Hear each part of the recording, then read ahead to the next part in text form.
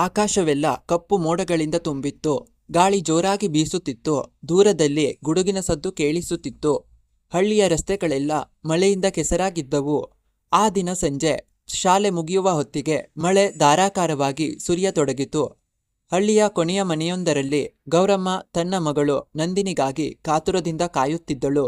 ನಂದಿನಿ ಪ್ರತಿದಿನ ಶಾಲೆಯಿಂದ ಸಂಜೆ 5 ಗಂಟೆಯ ಒಳಗೆ ಮನೆಗೆ ಬರುತ್ತಿದ್ದಳು.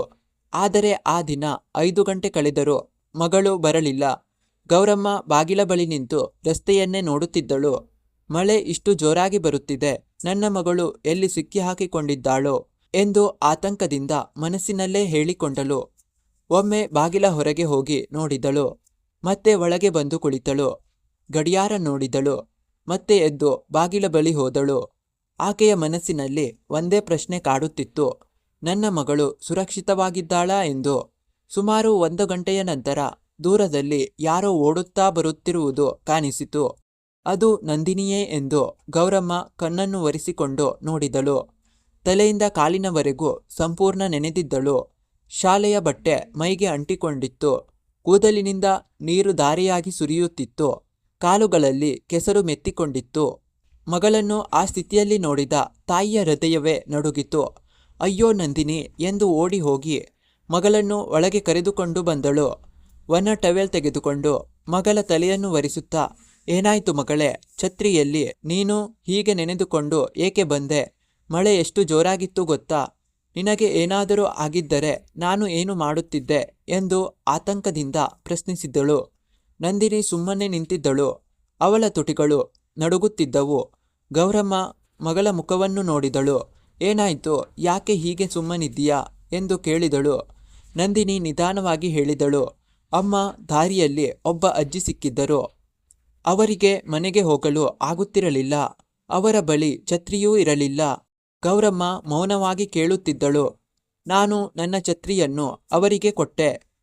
ತಾಯಿಯ ಕಣ್ಣುಗಳು ದೊಡ್ಡದಾದವು. ಹಾಗಾದರೆ ನೀನು? ನಂದಿನಿ ಸಣ್ಣ ನಗುವಿನೊಂದಿಗೆ, ನಾನು ಮಳೆಯಲ್ಲಿ ನಡೆದುಕೊಂಡು ಬಂದೆ. ಗೌರಮ್ಮ ಕ್ಷಣಕಾಲ ಏನೂ ಮಾತನಾಡಲಿಲ್ಲ. ಮಗಳ ಒದ್ದೆಯಾದ ಕೂದಲಿನಿಂದ ನೀರಿನ ಹನಿಗಳು ಕೆಳಗೆ ಬೀಳುತ್ತಲೇ ಇದ್ದವು.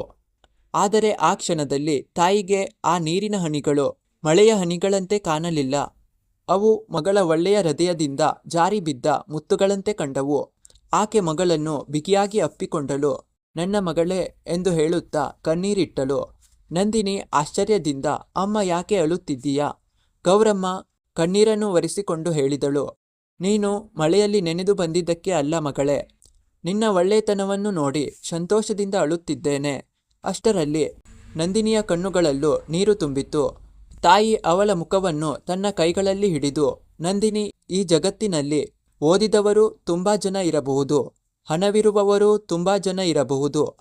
ಆದರೆ ಇನ್ನೊಬ್ಬರ ನೋವನ್ನು ತಮ್ಮ ನೋವಿನಂತೆ ಅರ್ಥ ಮಾಡಿಕೊಳ್ಳುವ ಹೃದಯ ಎಲ್ಲರಿಗೂ ಇರುವುದಿಲ್ಲ. ನೀನು ಇಂದು ನಿನ್ನ ಛತ್ರಿಯನ್ನು ಕಳೆದುಕೊಂಡಿಲ್ಲ ಮಗಳೇ.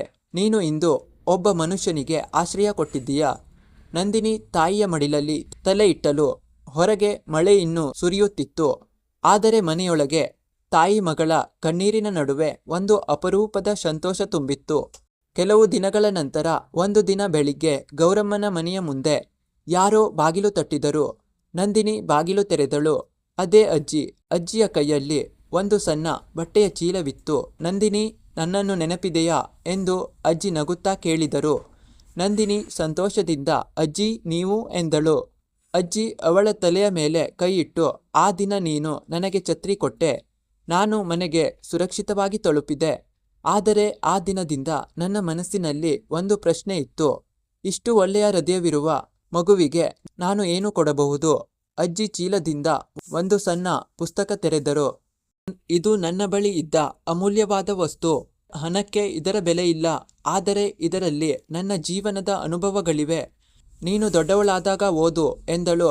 ನಂದಿನಿ ಪುಸ್ತಕವನ್ನು 2 ಕೈಗಳಿಂದ ಸ್ವೀಕರಿಸಿದಳು. ಅಜ್ಜಿ, ನನಗೆ ಏನು ಬೇಡ, ನೀವು ಚೆನ್ನಾಗಿದ್ದರೆ ಸಾಕು. ಅಜ್ಜಿಯ ಕಣ್ಣುಗಳು ತೇವಗೊಂಡವು. ಅದಕ್ಕೆ ನೀನು ದೊಡ್ಡವಳಾಗುತ್ತೀಯಾ ಮಗಳೇ?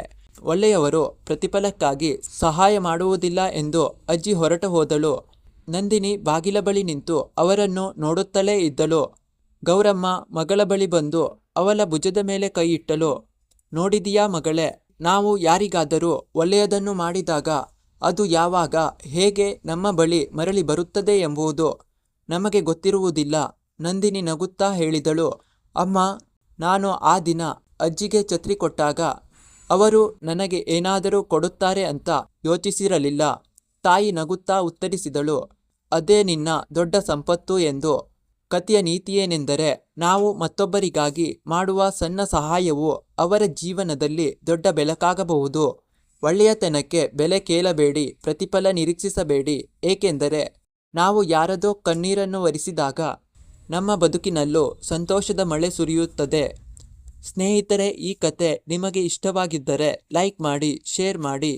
ಇನ್ನಷ್ಟು ಮನಮುಟ್ಟುವ ಕಥೆಗಳಿಗಾಗಿ ಸಬ್ಸ್ಕ್ರೈಬ್ ಮಾಡೋದನ್ನು ಮರೆಯಬೇಡಿ. ಧನ್ಯವಾದಗಳು.